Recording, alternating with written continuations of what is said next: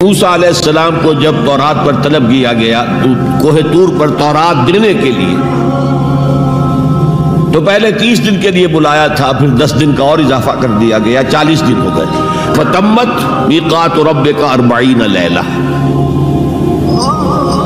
اس اسنا میں پیچھے فتنے میں مبتلا ہو گئے بنی اسرائیل۔ سامری اس نے ایک ڈھونگ رچایا اور ایک بچڑا جو ہے وہ سونے چاندی کا بنایا وہ بچڑا ڈھال کر کھڑا کر دیا۔ اس میں سے کوئی تھوڑی سی آواز بھی نکلتی تھی، کوئی ایسی ہے کہ ہوا گزرتی تھی تو آواز سے آتی تھی۔ کہا یہ ہے تمہارا الہ۔ یہ تو موسیٰ تو بھول گیا کہاں گیا ہے، کوہ طور کے اوپر کس خدا سے ملنے گیا ہے، خدا تو یہ ہے۔ اور بنی اسرائیل کے بہت سے لوگ اس فریب میں آ گئے اور بچڑے کی پوجا کرنے لگے۔ اب جب حضرت موسیٰ آئے، اور آپ کو معلوم ہے حضرت موسیٰ کا مزاج جلالی تھا، وہ پتھر کی تختیاں لے کر آئے تھے کہ جن پر کوہ طور پر اللہ تعالیٰ نے اپنے احکام 10 جو ہیں 10 کمانڈمنٹس مشہور، وہ کندہ کر کے آپ کو دیے تھے، وہ ہاتھ میں لے کر آئے۔ یہاں معلوم ہوا یہ صورت پیش آ گئی ہے۔ فَأَلْقَى الْأَلْوَاحَ، تو وہ تختیاں تو آپ نے زمین پہ ڈالی، اور پھر جو احتساب کیا ہے پہلے تو اپنے بھائی حضرت ہارون کا، ان کی داڑھی کے بال پکڑے، ان کے سر کے بال پکڑے اور کھینچا اپنی طرف۔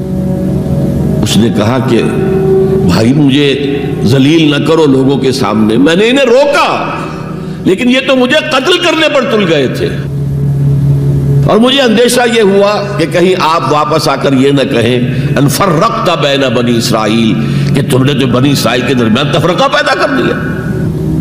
تو میں نے کہا آپ ہی واپس آ کر نپٹے۔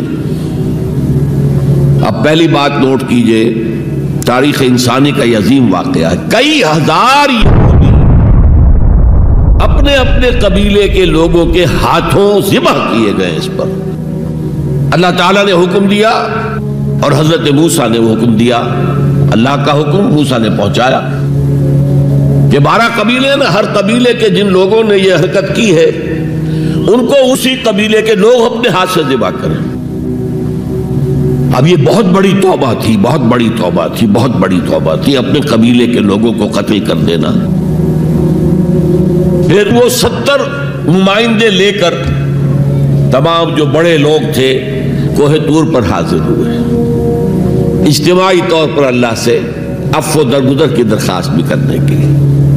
وہاں اللہ نے زبردست زلزلہ بھیج دیا، محسوس ہوا اب سب ہلاک ہو جائیں گے۔ حضرت موسیٰ نے کہا پروردگار تو چاہتا تو مجھے اور اس قوم کو پہلے ہی ہلاک کر دیتا، تو ہمیں نکال کر لایا ہے آل فرعون کے پنجوں سے، تو نے ہمیں نجات دی ہے، تو پروردگار ہمارے لیے اپنی رحمت طے کر دے، لکھ دے، فاکتب لنا، ہمارے لیے طے کر دے، لکھ دے اپنی رحمت۔ اس پر فرمایا اللہ نے دیکھو موسیٰ میری ایک رحمت تو عام ہے، وسعت کل شیء، رحمتی وسعت کل شیء، ہر شے کے ساتھ ہے، اور ایک میری خاص رحمت ہے وہ میں لکھ دوں گا، طے کر کے رکھ دوں گا، للذین یتبعون الرسول النبی الامی، ان لوگوں کے لیے جو میرے رسول نبی امی پر ایمان لائیں گے اور ان کا اتباع کریں گے۔ یہاں بھی لفظ اتباع آیا، اور اس میں پھر حضور صلی اللہ علیہ وسلم کی کچھ شان بیان ہوئی ہے، بات لمبی ہو جائے گی، اور پھر فرمایا یہ گویا کہ اتباع کی تفسیر آ رہی ہے۔ اتباع کا مطلب کیا ہے؟ فالذین آمنوا بہ وعزروہ ونصروہ واتبعوا النور الذی انزل معہ اولئک ھم المفلحون، تو جو لوگ ان پر ایمان لائیں گے اور جو ان کی تعظیم کریں گے اور جو ان کی نصرت